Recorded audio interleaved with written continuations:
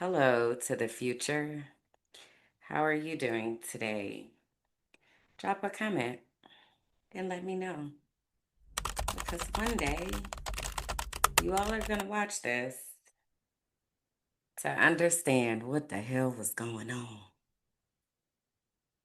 So let me get in my little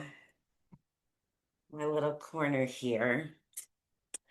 In my own little corner, in my own little chair, I can be whatever I want to be. Bonus points if you know what that's from. I don't know how you don't know. If you don't, we're losing recipes. So I have my sandwich that I'm eating today. I have a peanut butter sandwich because I have special bread. So this bread, I said special, like you can't buy it. You can definitely buy it. But this is a wheat bread and it has blueberries and cranberries and oats. I don't think you can see it. It's too bright in here. But when I use this kind of bread, I don't put jelly on. I only put peanut butter. So I have that. And then I also have my tea. Today's tea is calendula, which is marigold, flor de jamaica, which is hibiscus, canela, which is cinnamon, and azúcar, which is sugar, and aceite de coco, which is coconut oil. So that's the tea for today. I realized that I have not really been doing a good job with my tea regimen, but I bought a new teapot because I went to the mall the other day and I bought a new teapot. I bought some new house shoes, some new slippers for the house. I bought another diffuser because my diffuser sometimes just doesn't like to work. It's also really old. So I've been gone for 4 years. Remember, we celebrated that last week. And my diffuser is that old. And so it be struggling. So I bought another diffuser so that I can make sure that I'm always able to have my essential oils. I bought measuring spoons because I want to start baking. And there's something else that I bought. It's like random stuff. It's like random stuff. So, anyway, there's more that I want to share, but let me get started because some of this is just chit chat and some of it I want to go ahead and put out. Hey, y'all, I'm Kimberlyn, and this is the Frolicking Truth, a soft space for Black women who are tired, brilliant, and ready to heal. Here, joy meets justice. We calm our Black ass nervous systems, we unmask, and we leave behind whatever that is trying to kill us. You're seen here, you're safe here, and you don't have to do this alone.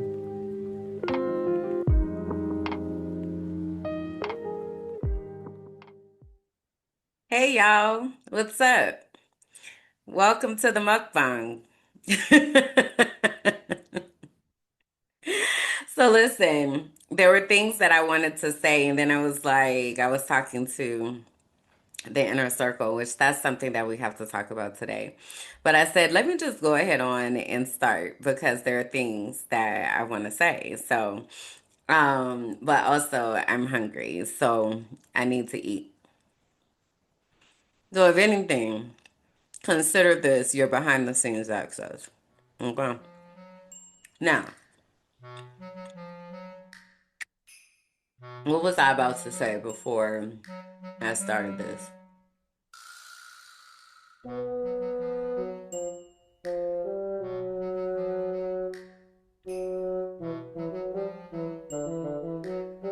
I don't remember. It's gone. It's gone. What was I gonna say? I don't know. But anyway, hey y'all. Welcome to episode 24 of the Frolicking Truth podcast for Black women who are tired, brilliant, and ready to heal, where joy meets justice and our nervous systems get free. Come on in, take a seat, find a comfortable spot, get cozy. I did that from memory, by the way, and it was out of order. And I realized it, and that's why I always have my lines. But nonetheless, you get it. You get the gist. So, one thing I do want to say is that if you don't identify with any of those descriptors, as far as being a Black woman who is tired, brilliant, and ready to heal, that's all right. You can still stay and hang around. I just ask that you come in a spirit of wanting to listen and learn and support. This is not the space for foolishness. I will block you. I have zero problems with it. Okay. So, this is a space for people who love to learn, love to hear different perspectives. Oh, I know what I was talking about. I remember. First off, let's give a shout out to Christian. Christian is my memory brain person. And he does a really good job of finding the things and getting me back on track. But also, the office doesn't really open until like 1. So I wasn't like trying to put too much pressure on him for him to go and find it. But my boy be on it. So shout out to Christian. So what I was talking about was I had went to the mall the other day. The main thing that I needed to do while I was at the mall was get an eye exam. Did that in Espanol. Okay. It was so funny because a couple episodes back, I had told y'all that I cannot see. I held up my computer so y'all could see how much I can't see.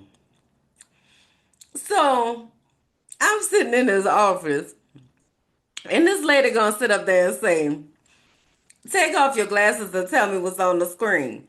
Girl, you know I can't see that, girl. You know I can't see that. Why are you doing that?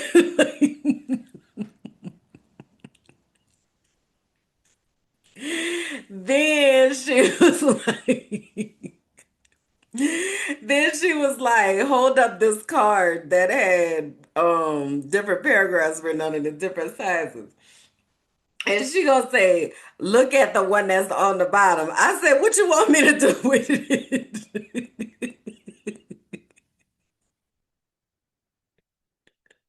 She was like, I said, you want me to read it? So she's like, no, hold it up to your face until you're able to read it. The damn card was like right here, damn it. It was like right here.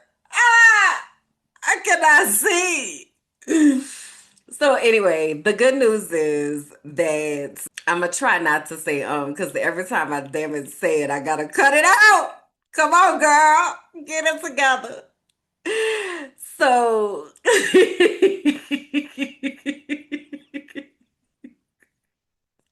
I just really got the giggles because I was not giving her a hard time. Let's be clear. I was very much cooperating, but I was also in my head like, nah, girl, you see how high this prescription is, girl.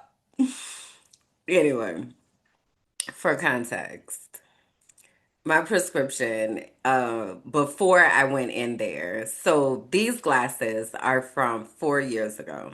So that's about time, to get some new glasses. I believe you're supposed to update your glasses maybe every 2 years, maybe.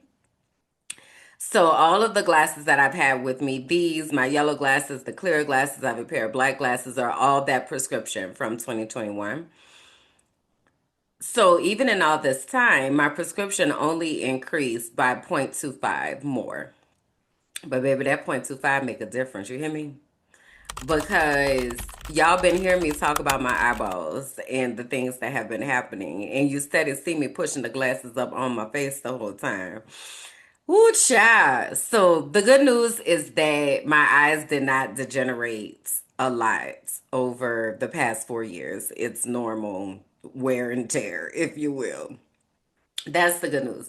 The good news is also that I do not need bifocals. Somebody put into the comments. Let me go find the comment. Who was the comment? I think that was Erica. You see down here, ERF5332. You had bifocals?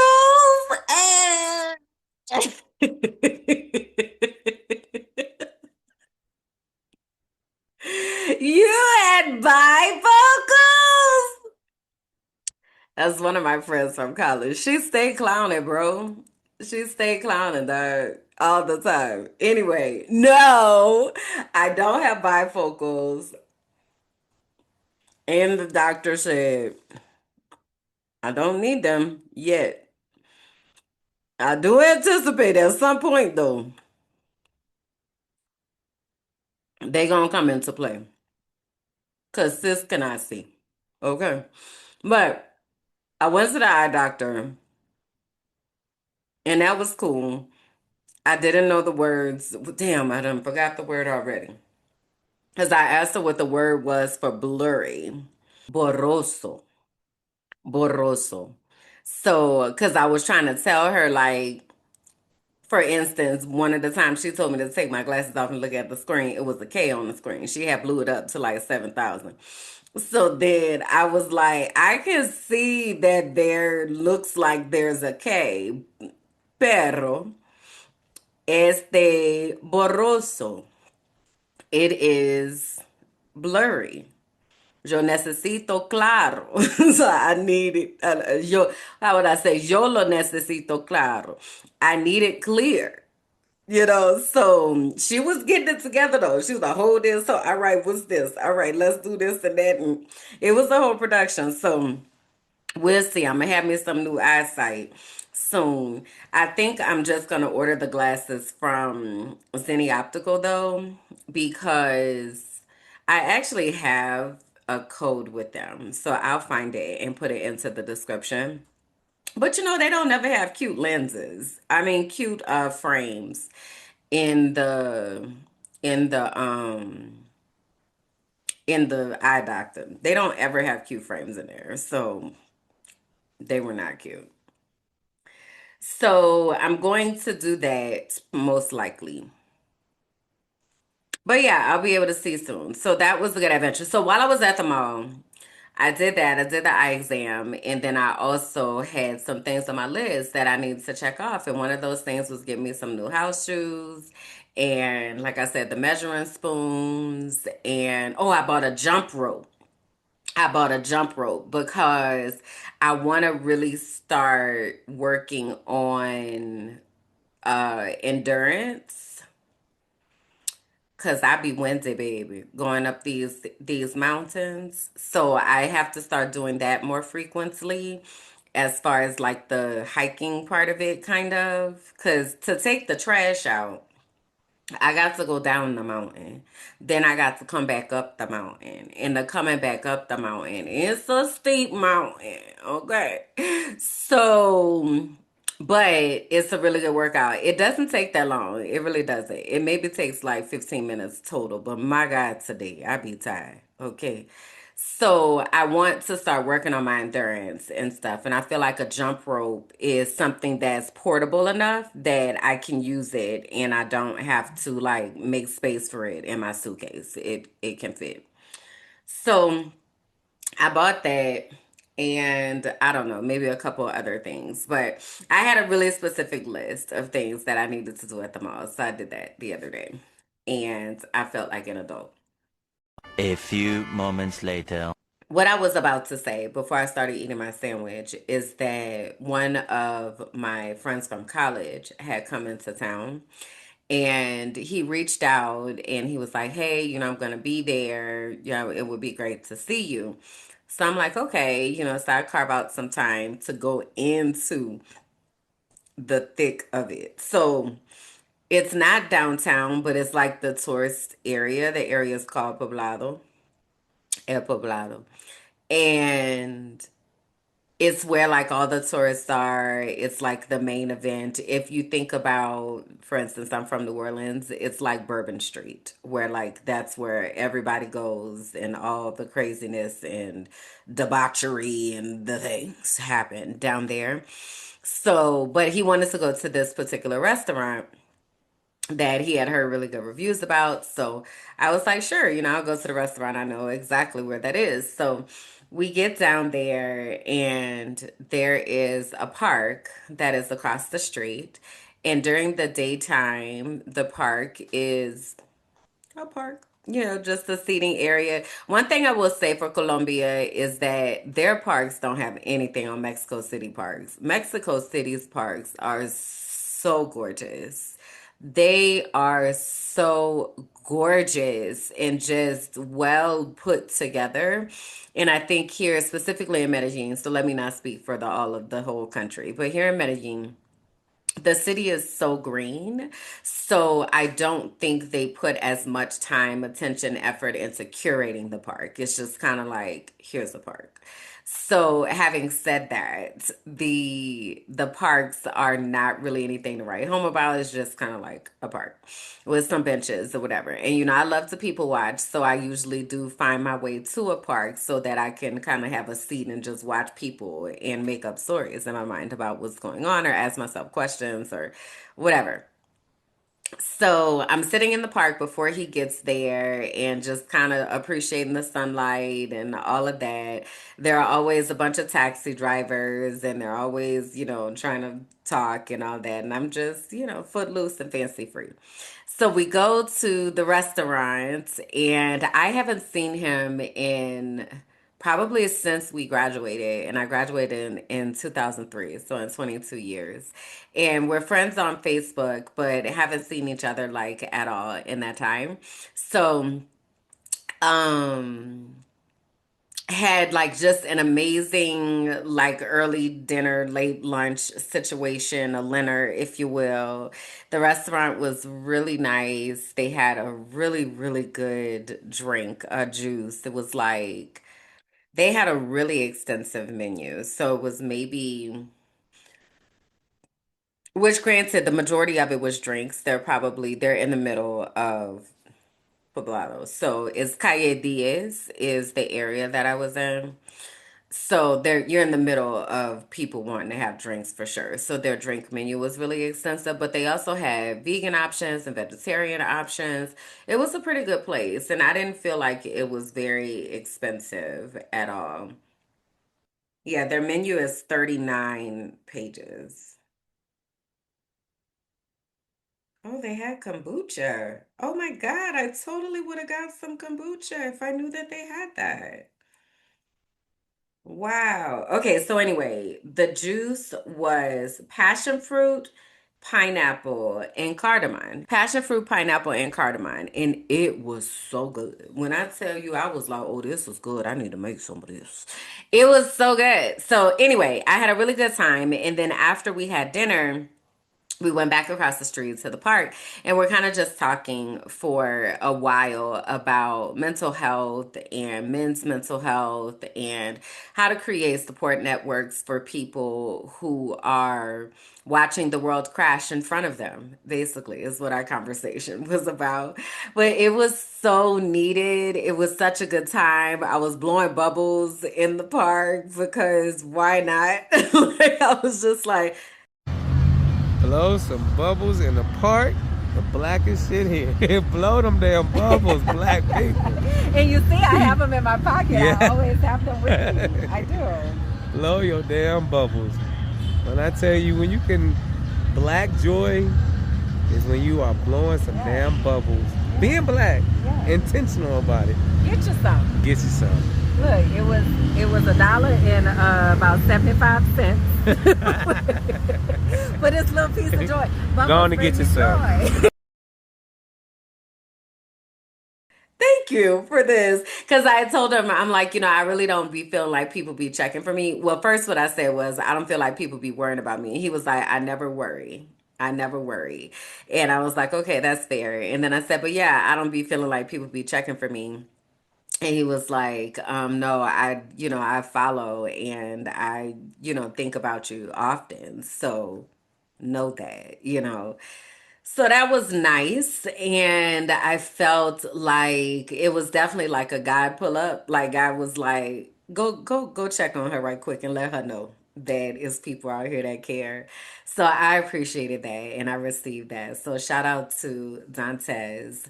And thank you for coming and seeing about me and pulling up on me and spending some time with your girl. It was very much refreshing. So I was out in them streets, y'all. I was out in them streets. I bought some sunflowers while I was out there. So that was nice. So I have sunflowers sitting over on the table. And yeah, so that was me frolicking. I am the professional frolicker and I haven't really frolicked in a while. I do feel that frolicking season is coming back in full effect. So I'm excited about that. There are seasons where there's a lot going on and there are seasons where there's not. And one of the things I told you all is that I want to be really intentional about giving myself some time off. So I have been feverishly working on that and preparing for that. And that's going to give me time to enjoy the Christmas season here in Medellin is so beautiful.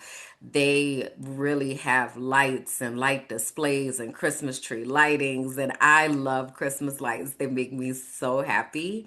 So I'm excited that I'll have a chance to be able to enjoy another Christmas here and just kind of be out and appreciating the parks. One of the parks that I love, they do a huge Christmas display and there's like a light display over the river. It's really beautiful. So I'm looking forward to all of that. So I've been feverishly working on that with my brand bestie. The other day we had a work session and it was so dope because I had all these things on the list and I had gotten to some of them, but not all of them. So she was like, okay, well, let's do it now. What can I help with? All right, so I'll do this, you do that. Checking in, like, it just felt like a productive co-working supportive environment and I need that. Like I am the type of person that I got the ADHD child and I'll be down a rabbit hole girl in a minute. So knowing that okay, for this chunk of time you are focusing on this and somebody's about to ask you how far you got because the goal is to check everything off the list, phenomenal. It is very project manager ish, and I be sometimes be needing to get that. So so it felt really good to get the things checked off my list that are setting me up to be able to take this time off. So this week I have a new set of things that I'm working on and one of the things is the episodes. Well, the main thing is the episodes that are going to be airing because I'm still going to schedule new episodes during this time. So y'all don't have to worry. Okay, y'all gonna still get things, right? So I'm gonna schedule episodes to be released except for the week of Thanksgiving and the week of Christmas. I think those 2 weeks. But I might wind up having because it's a lot. It's a lot of things to talk about and it's a lot of stories to tell. So we'll see. But right now, with the exception of those 2 weeks, then there is going to be content that's coming out every week. So you all will continue to get a little inspiration or whatever. So yeah, so I'm planning that out and getting everything structured for that. And it just feels really good because there's a lot that goes into my brain. And this is really helping me to get stuff out of my brain because there's so much that be going on in my brain. Oh my God, it's so much. So it feels really, really good to be organizing things and getting stuff off my plate. And it's not stuff that I have to come back to. Like it's done. Like that is done. We're done with that now. And that can operate. Thank you. Thank you.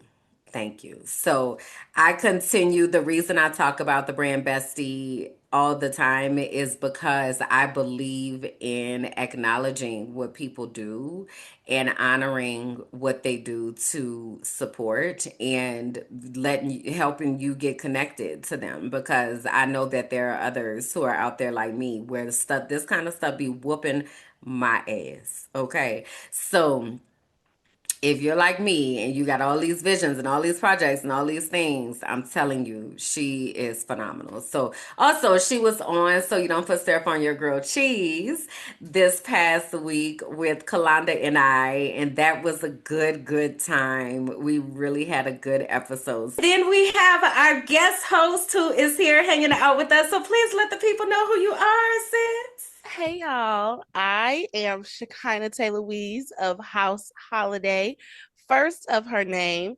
manifested presence of God, the creator and curator, soul healer, heart revealer, warrior, Hey, lover, friend.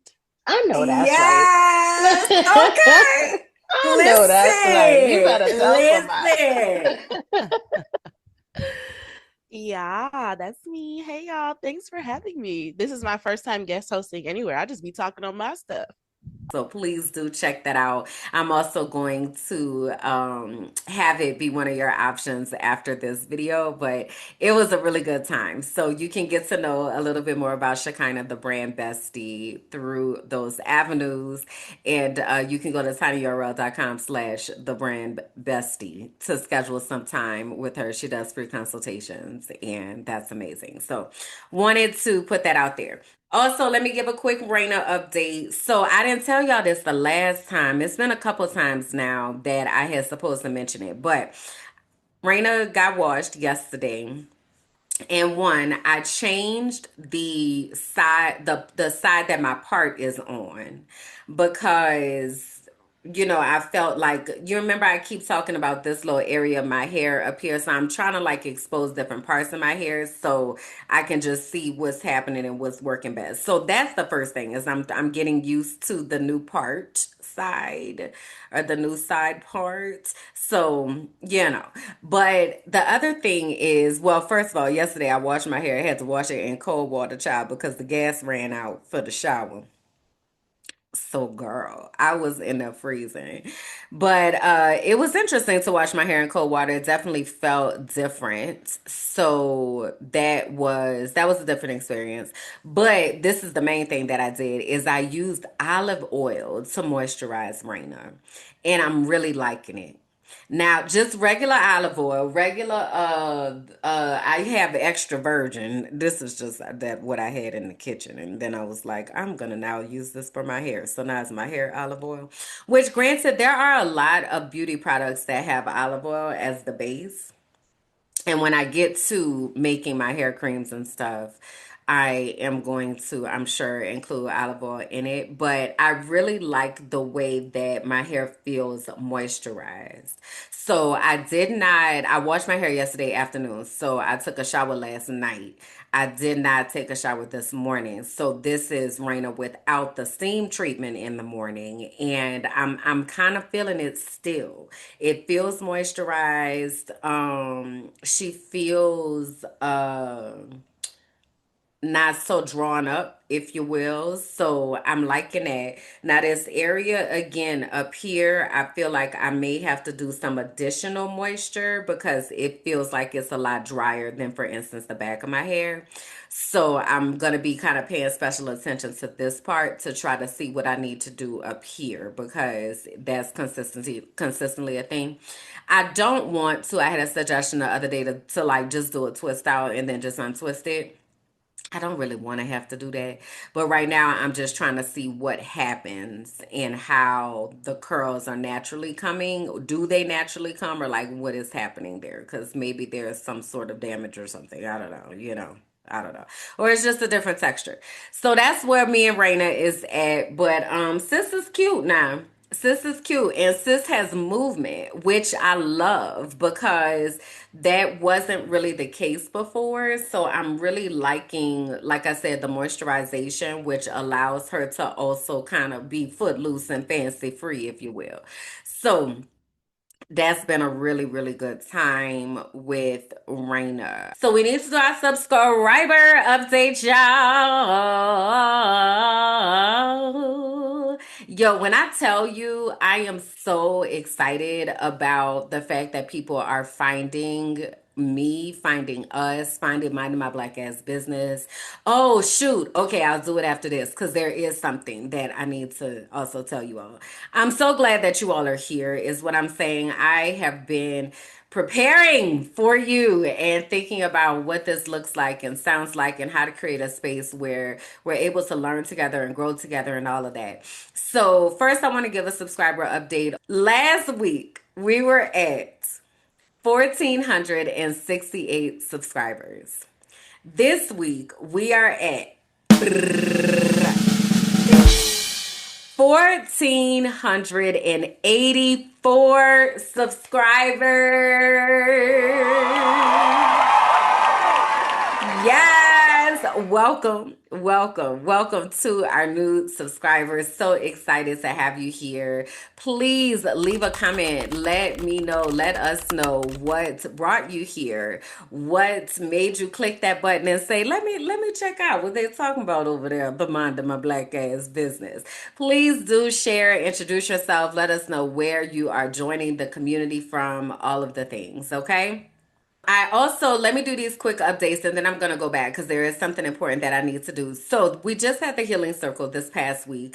It was a really, really good time. We had a brand new group of women that came, and during the Healing Circle, we do breath work, we do a yoga flow, we also do affirmations and a debrief, and really just take some time to connect with each other as sisters.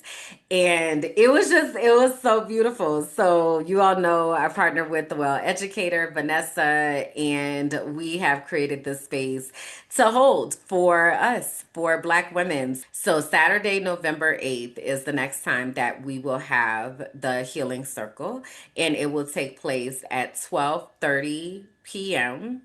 Colombian Standard Time, which is also Eastern Standard Time. So, it's a 90-minute session. It's a really good time. You register by going to tinyurl.com/Black Women Healing Circle. tinyurl.com/Black Women Healing Circle. So, I want to remind us of our soul work. Our soul work is what we are consistently thinking about when we come together, the work that we are doing within our spirits to be able to show up for ourselves. So, this week's soul work, and it's been consistent over the past few weeks, the past several, honestly, at this point. What are the characteristics that you need to feel safe in a community?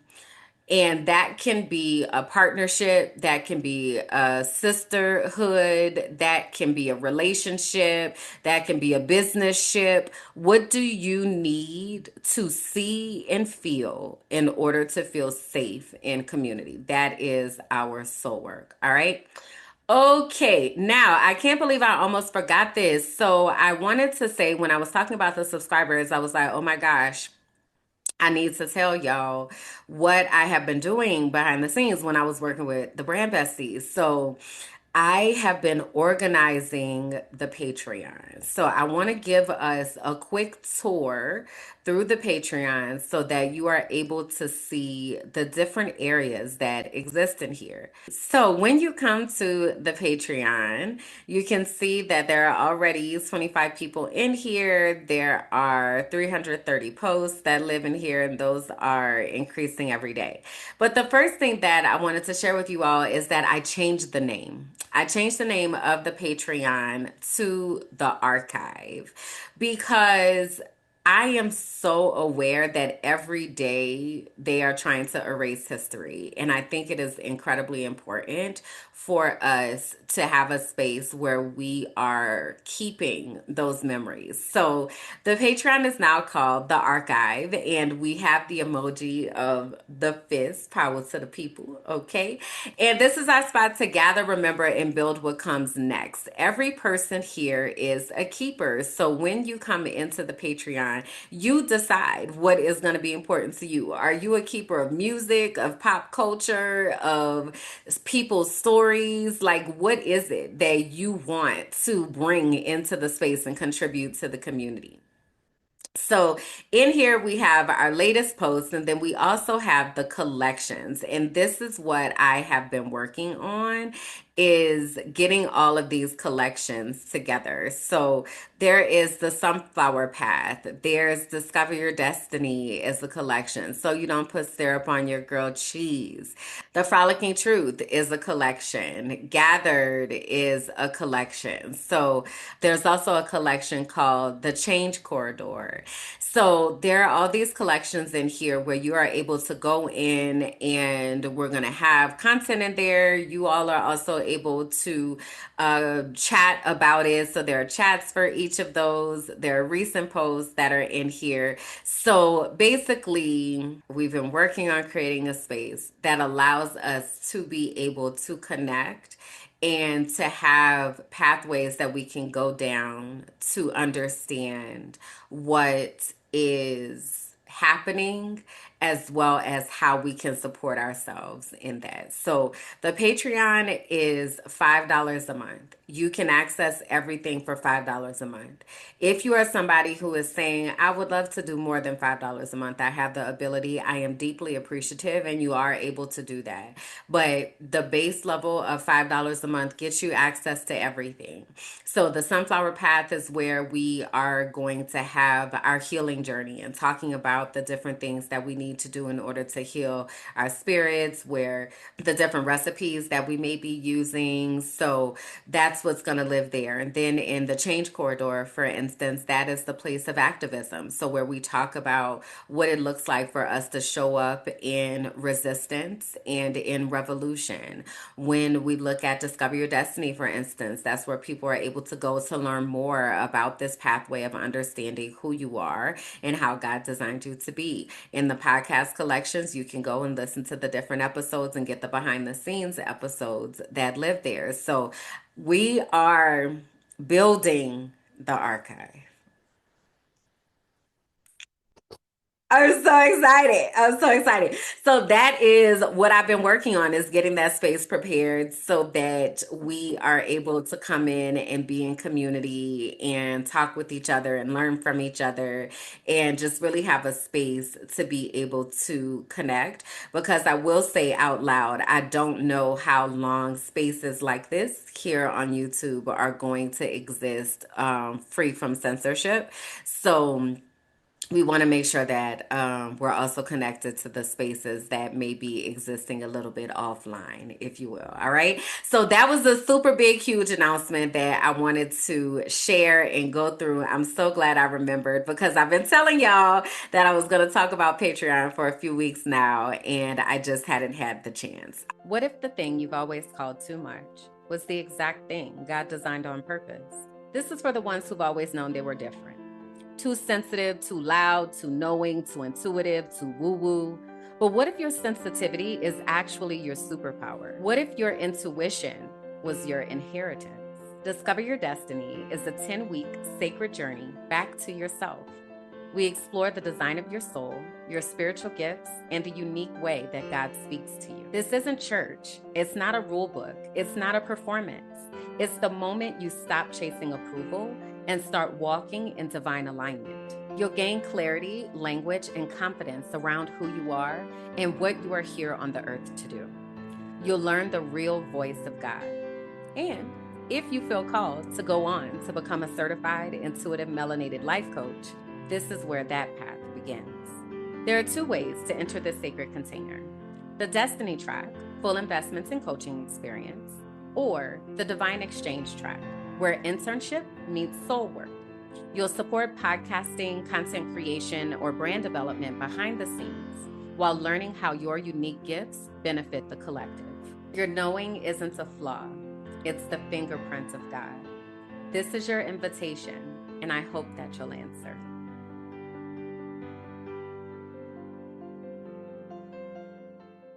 Let's get into the things, y'all. So I was frolicking in the feed this week, and honestly, it wasn't even me frolicking in the feed. It was that I received, there was a memory that popped up, and I shared a picture of myself from 2007. So I want to show you all this picture of me.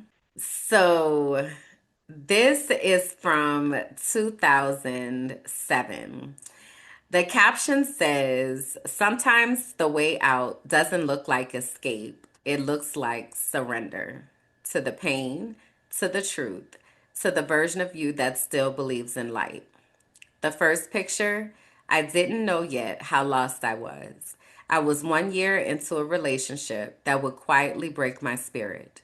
13 years of trying to fix what wasn't mine to carry. 13 years of shrinking, explaining, and waiting for peace that never came. But this is the other side. The woman in the second photo is free. She feels hopeful, inspired, thankful, creative, accepted, respected, valued, joyful, and aligned. She's in awe of what happens when you finally choose yourself. And now the universe keeps whispering, I'm sending you more reasons to feel joyful. To anyone standing in the dark, wondering if there is a way out, there is. It's not easy, it's not pretty, but joy at a soul level really does live on the other side. And the song that I have tagged in this is Able by PJ Morton and Daryl Walls. If you all know anything about me, you know that PJ Morton is my absolute favorite music artist ever. And he's just so much more than a music artist. He's a producer, he's a composer, he is a musical genius, and can't nobody tell me nothing different. Okay. So if you have not gotten into PJ Morton, get into it. But that picture is from 2007. And I do want to give a trigger warning here and say that October is Domestic Violence Awareness Month. And I am about to talk about some instances of domestic violence, of emotional manipulation, and things of the sort. So I am going to ask you to take care of yourself and your spirit the ways that you need to. I appreciate if you are not able to take this in right now. That is okay. I will include resources in the description for you if you need those resources. So, if you are choosing to stay in witness, I appreciate you doing that and holding space for that. Still, though, take care of yourself as you need to. So, October is Domestic Violence Awareness Month, and we just had World Mental Health Day. So, for context, today is October 15th, and World Mental Health Day was on October 10th. So, it just happened last week. And both of those things put me in a place where I am trying to ensure that I intentionally highlight both of those areas when it comes to mental health as well as domestic violence awareness. So, one of the questions that I get asked pretty frequently when I talk to people is, how did I become this person? How did you you are so interesting. Like, how did you become this person? And there are key moments along the way that have shaped me into the person I am. Some of those stories I'm going to tell during the time when I'm on my break. But one of those stories I wanted to share today because I am a survivor of domestic violence. And it is a really big turning point in my life that has really shaped me into the person that I am today. So, back in 2007, well, actually, back in 2006, well, actually, if we start before that, I'm not going to get into this, but I ended an engagement in 2005. So I was engaged to my high school sweetheart, and we can have story time about that if y'all want to hear about that. I was engaged to my high school sweetheart. We did not get married. Hurricane Katrina happened. I'm not speaking to my family, and I am living in Tampa with myself. And 2006 comes along. This is around the inventions of spaces like Facebook, but this was pre-Facebook. This was in MySpace days, okay? So I know if y'all was born in the 2000s, you probably don't know what MySpace is, okay? Just relax. Go look it up. So this was at MySpace days, and I meet this man on MySpace, and very handsome, in my opinion. Looked like he was a Kappa and college educated. He sung, and I was like, oh wow, this man is, really good looking man, right? So we wind up connecting on MySpace, and I had a red flag right at the beginning that I really didn't pay attention to. And what I will say before I go forward is a lot of times people ask me, like, why you, or say to people, survivors that share their stories, like, why are you talking about this now? One, because I can. But two, because there's something that brought it up. And now is the time to talk about it. And if you are somebody who asks people that, I'm curious about how you treat other people, because policing when and how somebody shares their lived experiences with you is not that's not a healthy practice. And even though I am somebody who tries to do my best by people, I'm certain there are people that have negative experiences that they would like to share about me. Say what you need to say. Say what you need to say. Now, if the record need to be corrected, it shall be. And also, you are free to share your perspective and interpretation about how you receive someone's actions. Okay, so wanted to get that out of the way. So it's 2006. I meet this man, and he was a teacher. I remember us having, now this is my first year teaching as well, but by this time we met in October. So by December of my first year teaching, I had already taken over as team lead for my team. So I'm doing a phenomenal job. I remember him being a horrible teacher. And I remember just always being like, you don't have anybody checking on you, like nothing. Like it was he just wasn't good at his job. But nonetheless, I didn't know that when I first met him. So he's a teacher.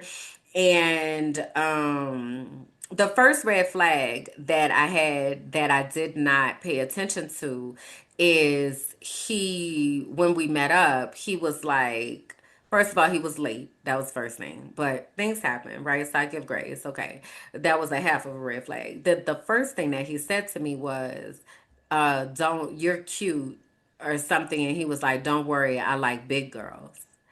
Now, at the time, I was approximately 170 pounds. And right now, today, I do not know how much I weigh. I know I weigh a little bit less than that. But nonetheless, this was 3 years after I had graduated from college.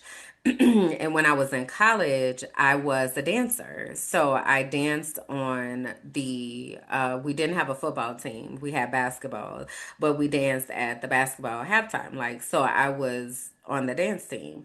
So I was, pretty much in shape when I was in college. And then when you get out of college, life just changed drastically. I had just finished working, being a manager at Walgreens. So my schedule was all over the place. When do I eat? When do I don't? Like, it was a lot that was going on. So I said all that to say my self esteem was not the highest, but I do remember being like, big girls, like, what the hell is who is he talking to? Me? But also, I am much bigger than I used to be. So that was the first thing that he said to me, and I didn't stop that there. I felt more that I had been chosen, or that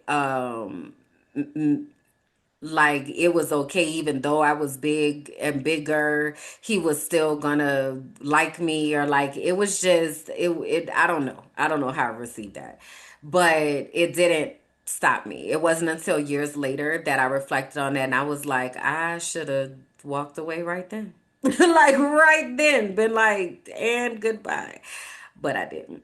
So that was the first thing. Then there was in December, so again, we met in October. So in December of 2005, we, at the time in Florida, using your educator certification, we would get free tickets to Universal Studios. So because we were both teachers, we went to Orlando and went to Universal Studios and had this really, really fun time. And I remember asking him, on that trip, like what is this? Like what are we doing? Right now, granted by this time we had already had sex. And so it's not that I was expecting a relationship, but also what is we doing? You know, so he was like, "Oh, we having fun and da da." Okay, so we're not doing a relationship now. We good da da da da da da. Right? So okay, so then I had some friends come in town. So I'm a Delta, and I had some friends that were Qs that Omega Sci-Fi, and they were coming in town, passing through on their way from Alabama to Miami to go to the Bahamas. So one of my friends reaches out and he was like, "Hey, we swinging through. Would you mind if we crashed at your apartment? As we're coming through, it would just be overnight." So I'm like, "Cool, no worries." So I'm like, I only have one bedroom, but y'all could sleep on the sofa or in the living room or whatever. Like he was like, "Yeah, yeah, we just want to crash, real quick. We on our way, down to Miami." So I'm like, "Okay, bet." So they come over, and I don't remember if we did dinner or whatever. I'm not really sure. But in the middle of the night, so my ex is calling me, right? Now, we just had this conversation maybe the day before about not being in a relationship, right? So he's calling me that night and I'm not answering because I'm busy, right? We're not in a relationship. So what are you calling me for? Long story short, why this man was outside my house for hours throwing rocks at the window, knocking on the door. Now, mind you, I have three very large men of Omega Sci-Fi that are in my house, and they are literally just waiting for me to say, "Go ahead and open the door and take care of that." But I'm trying not to cause conflict, so I'm just like, I don't know why he's at the door, and I'm not answering. Like, I don't understand what's happening. We just had this conversation about not being in a relationship. Why are you outside my door? What is happening? So they, was like, "All right, cool, but if Buddy come knock on this door again, like it's gonna be a problem." So I want to say at some point one of them said something through the door. So then he was really like losing his shit. Long story short, the man slept outside my house, and when my friends left the next morning, they pull off, and here he comes storming across the parking lot. Like, why are you with these men? What's happening? I was calling you, and I'm falling in love with you, and like all of this, and I just don't know what's happening. And it was a lot. It was a lot. It was a lot.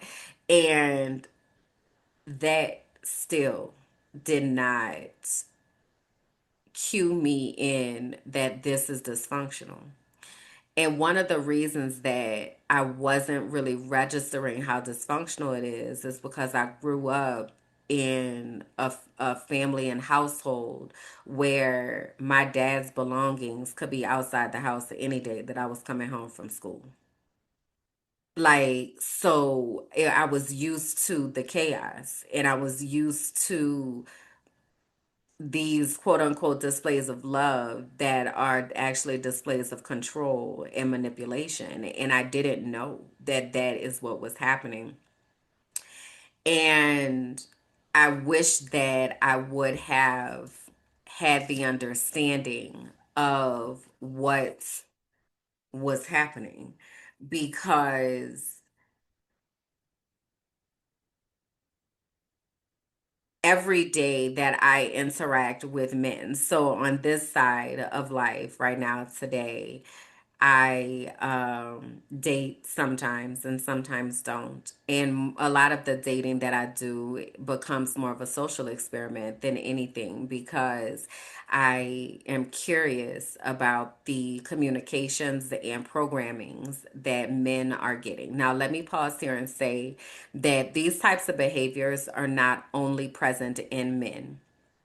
These behaviors, however, are very much tied to patriarchal thought that can manifest itself in women, right? So again, I grew up in a household where my mother was the abuser. So, but the abuse was steeped in the idea of patriarchy, and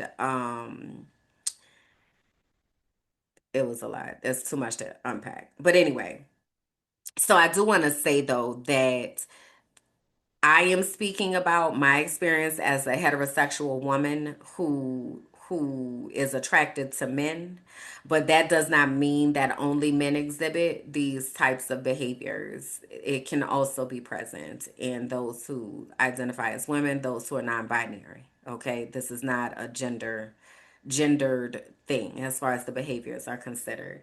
But I've become increasingly concerned because I know how naive I was in my 20s. And I am grateful, even in having been stuck in this relationship for 13 years, that one, I made it out with my life, and also that it wasn't worse, because it definitely could have been. Because come to find out, that man had been stalking me the entire relationship and I didn't know. And I really didn't find out until the very end. Like, things had started to escalate in 2018, 2019. And the last time that I had any experience with him or dealing with him was like February 28th or something like that of 2019. So this went on for a really long time, because I just told you I met him in 2006. So I know what I experienced, and the more men that I encounter, whether that be through dating apps or just out here in the real world, I am so hyper aware of how much toxic masculinity exists and how much people are at risk because of the ways that men are conditioned to believe that they have authority and dominion over women.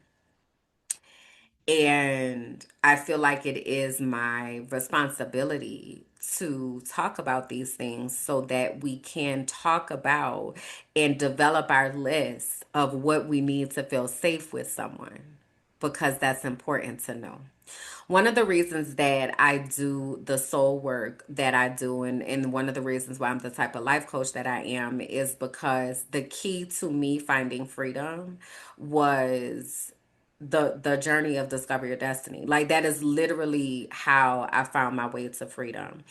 I was at a church, and the pastor said, because we were engaged by this time, so the pastor was like, y'all should do individual counseling. I was like, I probably need to talk to somebody. I've been needing to talk to somebody my whole life. I had no idea how deep it ran.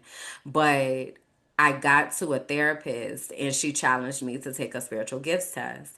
And that's when I got really, really curious about who I am and like who God created me to be versus who people were telling me that I was. That was my road to freedom. That's how I started to understand what I had been experiencing and why I had been experiencing those things. And I feel like it is my responsibility to warn and support others as they may also be in those situations. So I want to tell y'all a quick situation that happened just last night. So I was talking to this man who is a chef and a psychologist, which is a very interesting combination to me. And we were having a conversation, deep conversations about all sorts of different things, and from your favorite color all the way to racism, like just this whole conversation. And he had made some type of joke that I didn't get, and I still don't get. And I don't know if it's because it doesn't translate well in Spanish. Like, things literally get lost in translation. But he had said something about, how are you handling the cold or something? And I was like, well, thankfully I have a heater, so I'm very cozy. And he was like, oh, that you're conceited. And I was like, I don't understand what's happening. And he's like, no, that was a joke and something, and maybe I was supposed to say something. I don't know. I don't understand. I don't get the joke. But the fact of the matter is, why are you calling me conceited? I am so confused. So I was like, maybe this is getting lost in translation, but noted. So then again, we're having all this conversation and everything, and then he says, matter of fact, I'm a play what he said for y'all. Now, mind you, this is the first time that we're having a conversation, and this is what it said. Okay. We would look cute trying to say nice things to each other and express love. So I said, it sounds like your brain is trying to take a field trip to this hypothetical future. So he says, well, if you don't have an idea of what you can project onto the other, it won't happen or be achieved. I also think that being in tune with the idea of what we want is important for it to happen. And I said, I understand being intentional with your energy. So then he says, I tell you for the first time, you're beautiful for being my girlfriend. I'll tell you for the first time, you're beautiful for being my girlfriend. So I said, you are practicing for this future that you are writing in your brain. So he says, Maybe. What do you think about my attitude? so he said, maybe, what do you think about my attitude? So I said, I think that you are allowed to direct your attention in the direction of what you want. If you are wondering if I am moved by your words, no, I'm not. I do not place a lot of value on words alone. I also know that because I am so different than anyone you have met before, that it's easy to become hypnotized. So I am noting what you are saying, but it takes a lot more to be able to think about a relationship for me. So then he says, you think you are very different in what way? I said, I am positive that I am different. So I said, you will find out the ways the more we get to know each other. So he says, as for you having a different culture and not speaking the same language, I think you're cute, but so far, I don't really see you as anything strange or novel either. So I said, okay, I'm not here to prove that to you. But this is what happened is once I was like, I'm not moved by what you are saying, then now he feels the need to try to humble me. Oh, well, you ain't all that special anyway. It's the equivalent of I ain't want your bitch ass anyway, or like something, that a dude would say. Very much giving fragile masculinity, right? But these are the types of things if we did not, one of the reasons why I have really intentional conversations with people is because I want to suss that out.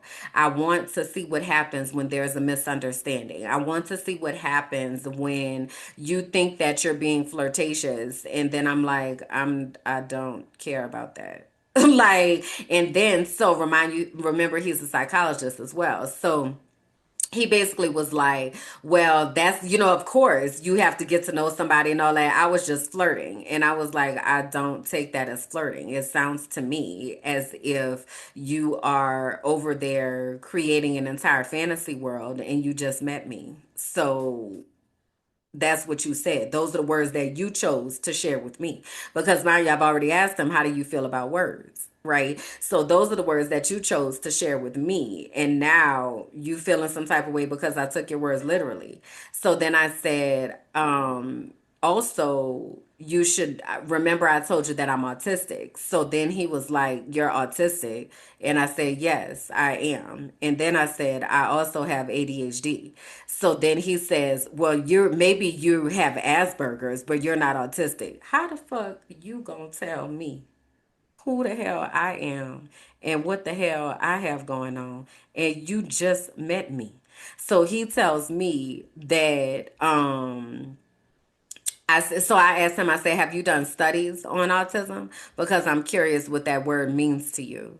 So he says, no, I'm clear on what autism means. Are you saying to me that you are autistic? So I said, yes, that is correct. I also have ADHD. And I said, I asked you about your research because you mentioned Asperger's and that is outdated. So I was asking for clarity to understand. So he says, he calls me egocentric. He said your speech comes seems egocentric to me. And I said, I'm sorry to hear that. You're entitled to your opinion. And then he feels the need to correct me. ADHD is not autism. nor is it related. It is the acronym for attention deficit disorder. I said, I'm aware. I was adding additional context. That's why I said I also have ADHD. I didn't equate them, just added context. That's all. Literally responded to your question where you asked if I am saying I have autism. I said yes, and I also have ADHD. So he says, well, I told you then that you have Asperger's, not autism. The fundamental basis of autism pathologically is the difficulty in communication. I said, okay. So he says, and who diagnosed that? I said, why do you ask? He said, I suffer from curiosity like you. I said, a psychologist diagnosed me. So he says, okay. I say, you have more curiosities? So he says, I have plenty, but I have to sleep tomorrow so I can cook for a TV show that I was invited to. I said, congratulations. Have a peaceful rest. So he says, nice to talk to you today. I say, igualmente. That means same to you, likewise. He says, I hope we can talk again. After all of that, why would I want to talk to this person again when this person is showing me who they are? Right? And the only reason that I kept this going is for social experiment because it literally, I had said to him, like, your energy shifted. So you didn't like that I said that you are hypnotized? And he was like, well, not because I'm not. And I'm very much okay. But yet you sending me messages talking about you envisioning me as your girlfriend. That very much sounds hypnotized to me. So what I'm hearing you say is that you chose words that did not accurately represent what you wanted to say. And now you're trying to hold me responsible for your misuse of your words.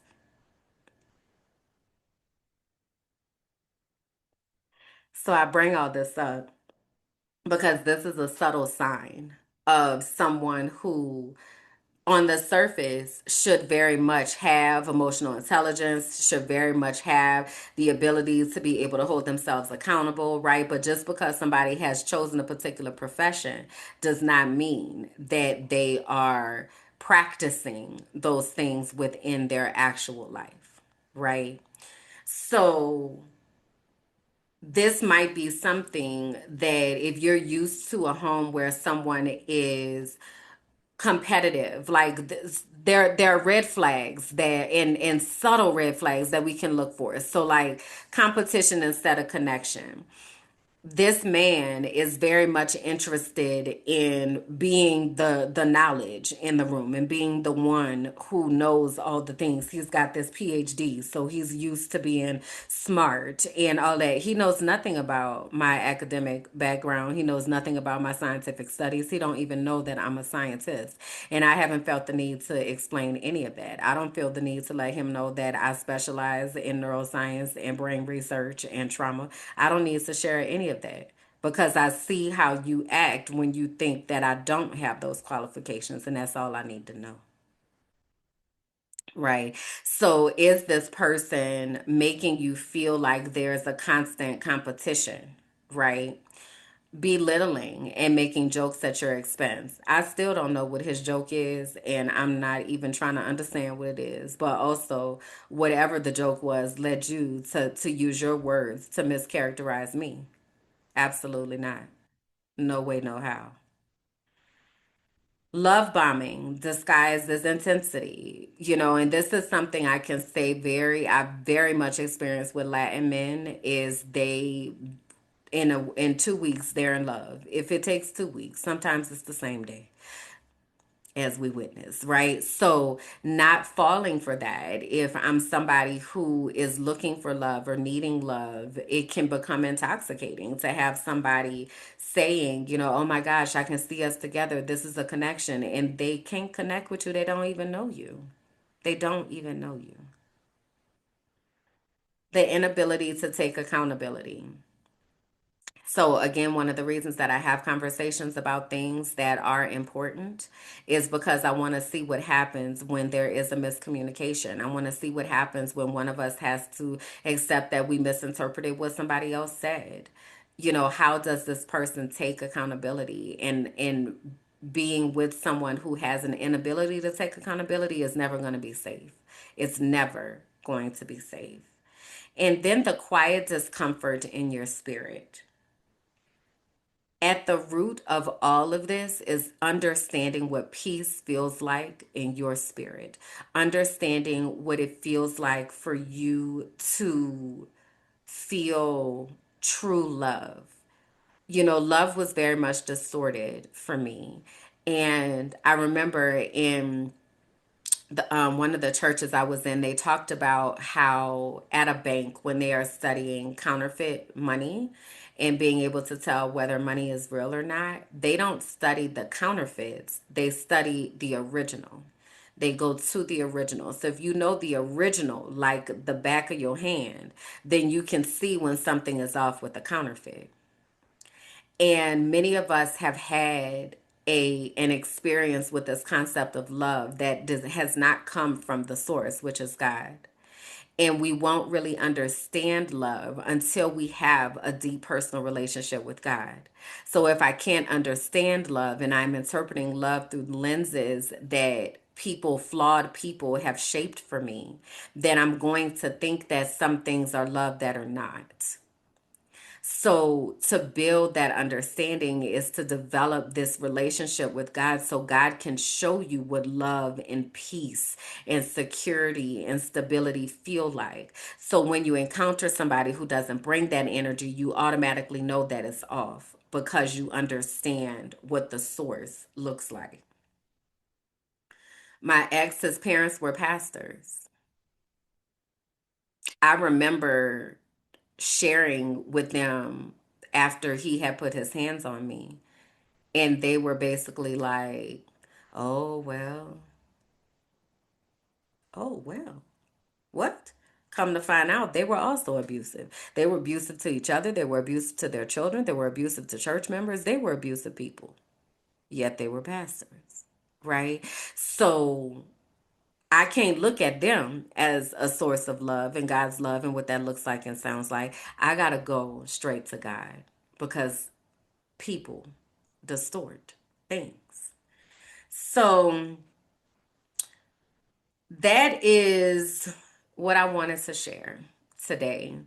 And I am more than happy to color in additional lines if you have questions or wonderings about anything that I shared or how I handled things or whatever. Just let me know. Let me know your thoughts in the comments if you would like. I also want to be intentional in sharing resources for anyone who may be in a situation when I was reading those red flags that you're saying to yourself, I might be in one of these situations. So, the National Domestic Violence Hotline is a 24/7 confidential service that supports victims and survivors of domestic violence. The hotline can be reached at 1-800-799-7233. 1-800-799-SAFE 7233. That is the hotline. And if you go to www.thehotline.org, you are able to get resources about how to plan to escape, how to get support, how to support others who are in a situation where there is domestic violence. I also want to reiterate that domestic violence is not just partner violence. It is not just men to women. It can also be women to men. It could be women to other women. It could be men to men. It could be parents to children. It all children to parents. All of that is domestic violence. So if any of those types of situations are going on, please do use the resources. Again, www.thehotline.org, and the phone number is 1-800-799-SAFE 7233. 1-800-799-7233. Okay. Next week, we are going to continue talking about Tampa Childless tea that done happened. And I need to fill in the lines in between what happened after this relationship that I got out of in between the time that I left Tampa, because that 2019 to 2020 year, baby, that was wild. So I'm gonna talk to Bianca later on today, and she'll be filling me in. So she'll be filling me in on the Tampa tea that has been happening, and then I'll be able to give y'all more context around Tampa and why I ultimately left Tampa and what things I was seeing back then that made me be like, let me get the hell up out of here. All right. So that will be next week. A reminder that our soul work is: what characteristics do you need to see to feel safe in community and sisterhood and partnership and relationship? All right. Continue asking yourself that. Please do share in the comments. Whoo, child. All right. Let me find my quote for today. Oh, one more. I have an additional announcement that I meant to say at the top of the episode today. I have brought back Finding Peace Abroad for a limited time only. So I'm trying to help as many people as I can to get out while people are able to get out. So the next session of Finding Peace Abroad is on Sunday, October 19th at 6 p.m. Eastern. Sunday, October 19th at 6 p.m. Eastern. And you can register for Finding Peace Abroad at tinyurl.com/FPA 10/2025. Okay, and it is a free session, but you do have to register in order to be able to attend. Also, again, want to remind you to join the archive, which is the Patreon. I don't know if I mentioned this earlier, but the Inner Circle is still within the archive. So that is the collection where you're able to find out everything about me as the founder and continue to follow my journey there. So that is my personal channel, the Inner Circle within the archive. But the Patreon has been rebranded as the archive. All right, so come on in there and hang out with us in the Patreon. If you go to patreon.com/minding my black ass business, it is $5 a month. You have access to everything that is inside and all of the content and resources that will be available, as well as discounts, chats, and community. So today's closing quote comes from Ntozake Shange. This is a line from For Colored Girls, but the quote says, "I found God in myself and I loved her. I loved her fiercely." I want to remind us that God is within us. Our spirit is there. We just have to reconnect. We have to reconnect to our peace and the goodness that lives inside of us without needing anyone's permission. So I invite you to start that journey, whether that be through finding out more about discovering your destiny or just taking some time to be able to journal and meditate and just really understand who God has created you to be. So thank y'all for hanging out with me. I will see you all next week. Bye. Thank you for listening to The Frolicking Truth, where joy meets justice and our nervous systems get free. Please be sure to like, rate, and comment. Subscribe to the YouTube page, Minding My Black Ass Business, and follow me on all social platforms. Until next time, bye.